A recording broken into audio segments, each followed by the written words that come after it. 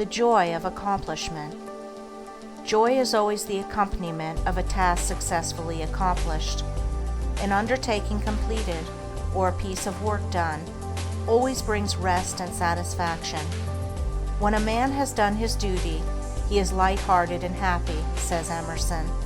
And no matter how insignificant the task may appear, the doing of it faithfully and with whole-souled energy always results in cheerfulness and peace of mind. Of all miserable men, the shirker is the most miserable, thinking to find ease and happiness in avoiding difficult duties and necessary tasks, which require the expenditure of labor and exertion. His mind is always uneasy and disturbed. He becomes burdened with an inward sense of shame, and forfeits manliness and self-respect. He who will not work according to his faculty, let him perish according to his necessity, says Carlyle.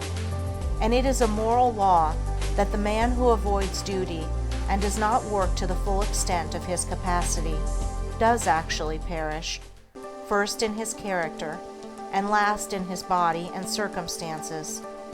Life and action are synonymous, and immediately when a man tries to escape exertion, either physical or mental, he has commenced to decay. On the other hand, the energetic increase in life by the full exercise of their powers, by overcoming difficulties, and by bringing to completion tasks which called for the strenuous use of mind or muscle. How happy is a child when a school lesson, long labored over, is mastered at last. The athlete, who has trained his body through long months or years of discipline and strain, is richly blessed in his increased health and strength, and is met with the rejoicings of his friends when he carries home the prize from the field of contest. After many years of ungrudging toil, the heart of the scholar is gladdened with the advantages and powers which learning bestows. The businessman, grappling incessantly with difficulties and drawbacks, is amply repaid in the happy assurance of well-earned success, and the horticulturist, vigorously contending with the stubborn soil, sits down at last to eat of the fruits of his labor. Every successful accomplishment, even in worldly things, is repaid with its own measure of joy, and in spiritual things, the joy which supervenes upon the perfection of purpose is sure, deep, and abiding. Great is the heartfelt joy, albeit ineffable, when, after innumerable and apparently unsuccessful attempts, some ingrained fault of character is at last cast out to trouble its erstwhile victim and the world no more.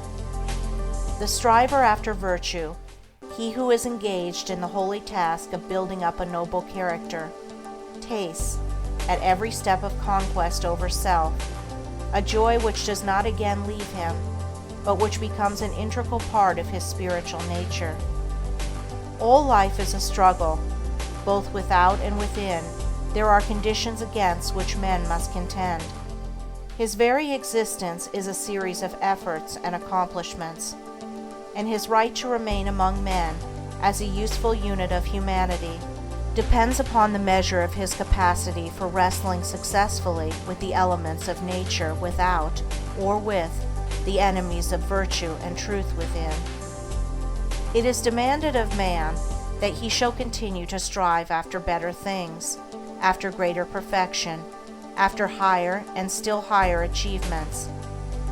And in accordance with the measure of his obedience to this demand, does the angel of joy wait upon his footsteps and minister unto him. For he who is anxious to learn, eager to know, and who puts forth effort to accomplish, finds the joy which eternally sings at the heart of the universe. First in little things, then in greater, and then in greater still, man must strive, until at last he is prepared to make the supreme effort, and strive for the accomplishment of truth, succeeding in which he will realize the eternal joy. The price of life is effort. The acme of effort is accomplishment. The reward of accomplishment is joy. Blessed is the man who strives against his own selfishness. he will taste in its fullness the joy of accomplishment.